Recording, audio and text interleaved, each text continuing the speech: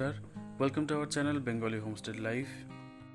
আজকে আরেকটা নতুন সকাল আর আরেকটা নতুন ভিডিও নিয়ে আপনাদের সামনে। আর এই দিন ছিল আমার জন্মদিন, তাই সকাল সকাল উঠে নিজে ভোগ রান্না করে ঠাকুরকে ভোগ দিয়ে তারপর দিনটা শুরু। আমার মা যখন ছিল তখন মা এসব করতো, আর সেসব থেকেই এসব শেখা যে দিনটা ঠাকুরকে পুজো করে শুরু করতে হয়। প্রত্যেক বছর মাই এসব কাজগুলো করতো, কিন্তু এখন নিজেদের কি করতে হচ্ছে, কি আর করা যাবে। ছোটোবেলায় বেশ বড় করে আমার জন্মদিনটা পালন হতো, বেশ লোকজন আসতো, গিফট পেতাম, খুব ভালো লাগতো। সেই দিনগুলো এখন আমার জীবনে স্মৃতি হয়ে গেছে। কিন্তু একটা কথা সত্যি, যে কারোর অভাব পূরণ করার জন্য বা কারোর জায়গাটাকে পূরণ করার জন্য ভগবান কাউকে না কাউকে আমাদের কাছে পাঠাবে।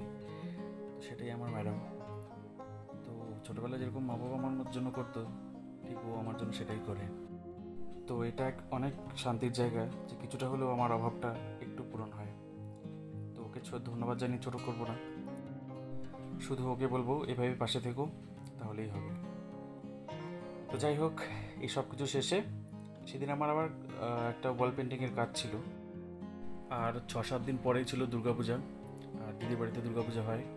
তো তার জন্য বাড়িটাকে রং করিয়েছিল, আর তারপরে বলেছিল যে আমাকে একটু একটু হালকা পাতলা কিছু ডিজাইন করে দিতে, কিছু ফাঁকা ফাঁকা জায়গায়। তো সেটাই করছিলাম, নিজের মতো করে করছিলাম, নিজের মন থেকে করছিলাম, কারণ এইসবের কোনো এক্সপিরিয়েন্স নেই। আমি নিচে আলপনা করি, উপরে আলপনা করার কোনো এক্সপিরিয়েন্স নেই বলে। তো কেমন হচ্ছে একটু জানাবেন। আর পার্টিকুলার ডিজাইন কিছু ছিল না, যা মাথাতে ঢুকছিল তাই করছিলাম। কিন্তু এটা তো আমার পছন্দের কাজ, আর পছন্দের কাজ করতে কারি না ভালো লাগে। যখন পছন্দের কাজ হবে তখন মজাটাই আলাদা হবে, আনন্দটা আলাদা হবে, মন থেকে কাজ বেরোবে, এটাই সব থেকে বড় কথা। এছাড়া আরেকটা ডিজাইন ছিল যেটা আমি সাইড ওয়ালে করেছিলাম। এটা দোতলায় ওঠার সময় একটা ওয়াল। তো এই ওয়ালে যেটা করেছিলাম সেটা কাশফুলের ডিজাইন। আর এটা আমাকে দিদি বলেছিল করতে, যেহেতু বাড়িতে দুর্গাপূজা হয়। তো দিদি বললো যে এটা পূজার সাথে ভালো যাবে। আর এই ওয়ালটার সামনেই কিছু একটা মানে গ্যারেজটা ছিল, ছোটো একটা গ্যারেজ ছিল, সেই গ্যারেজে মানে কিছু অনুষ্ঠান হয়, পিছনে একটা ব্যাকগ্রাউন্ডও হয়ে যাবে। তো তার জন্য বললো দিদি এখানে কাশফুল করে দে, ভালো লাগবে দেখতে। তো আমি সেটাই করলাম, আর এটা একদমই কমপ্লিট হয়ে গেছিলো। আর এই যে সাইডে দুটো ল্যাম্প দেখছেন, এই ল্যাম্পটার মন থেকে আঁকালাম, কারণ কোথাও যেন দেখেছিলাম একটা, এটা এরকম বলে ভালো লাগছিলো দেখতে। তো এটা নিয়ে পরে হাসাহাসি হয়, যেহেতু ম্যাচ হচ্ছিল না, মন থেকে করেছিলাম, কিন্তু ভালো লাগছিলো। কিন্তু সবাই ভালোও বলেছিল অবশ্য। তো যাকে, আর এই কাশফুলের ডিজাইনটা মানে করলাম, কিন্তু একটু আমার মন মতো হয়নি, কারণ আমি তো তেমনভাবে আগের দিন আর্ট শিখিনি, আর নিজের মন থেকে যা আসছিলো করছিলাম। কিন্তু শেষমেশ সবাই ভালো বলেছিল, এটাই আমার জন্য বড় পাওয়া, আর কিছু চাই না। তো যাকে এরপর কাজ ছেড়ে ফটাফট বাড়িতে আসলাম। বাড়িতে আসার পর দেখি যে একটা সারপ্রাইজ, মানে আমার জন্য নানান নানান রকম খাবার যেগুলো তৈরি করেছিল, দুপুরের খাবারটা যেগুলো মা করতো আমার জন্য। তো এটা দেখে আমি একদমই অবাক হয়ে গেছিলাম, কারণ এইসব কখন জোগাড় করলো, কখন ও করলো কিছুই জানি না। বেশ ভালো লাগছিল। তো পুরোনো দিনগুলো মনে পড়ে যাচ্ছিলো, কীভাবে রান্না হতো আমার জন্য। মা ঠিক এইভাবেই আমার জন্য রান্না করতো। তো এই দিনটা সত্যি খুব ভালো কাটলো আমার, খুব ভালো লাগছিল আমার জন্য। মানে সত্যি কি বলবো, আর আপনাদেরকে বলে বোঝানোর মতো ভাষা নেই। যাই হোক, যেমনটা আপনাদের আগেই বললাম না যে অভাব পূরণ, তো সেই অভাবটা পূরণ হচ্ছিল আমার, কেন জানি না, খুব ভালো লাগছিল।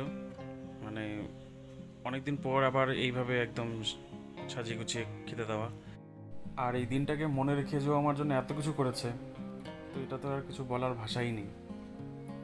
আর এছাড়া আরেকটা জিনিস ছিল, এটা তো মানে আরও আমাকে অবাক করেছিল, যে ও বাড়িতেই কেক বানিয়ে ফেলেছিল। মানে ওর কিন্তু কোনো এক্সপিরিয়েন্স ছিল না কেক বানানোর, কিন্তু কেক বানিয়ে ফেলেছিল। কেকটা আবার একটু ভেঙে ভেঙেও যাচ্ছিলো, কেন জানি না, কারণ কেকটা সুজি দিয়ে তৈরি করা ছিল। তো যাকে আমি আবার একটু কাটলাম কেকটা, কাটার সময় তো দেখলাম একটু গুড়ি গুড়ি ভেঙে যাচ্ছে, তো আবার ওটা বাদ দিয়ে সাইড থেকে আবার কাটা শুরু করলাম। কিন্তু কেকটা খুবই টেস্ট ছিল, মানে খুব ভালো বানিয়েছিল। সুজি দিয়ে যে এত ভালো কেক হয়, মানে ও বাড়িতে প্রথমবার ট্রাই করলো, আর প্রথমবারই ভালো হয়েছিল। কেকটা ফুলেছিল কতটা দেখুন। তো এটাও কাটলাম, যাকে কোনো মোমবাতি ফোমবাতি ছিল না, শুধুমাত্র কেক কাটাকাটি হচ্ছিল। যাকে, তবুও ভালো লাগছিল। মানে এইগুলো তো সাধারণত আমার সাথে হয়নি কোনো দিন।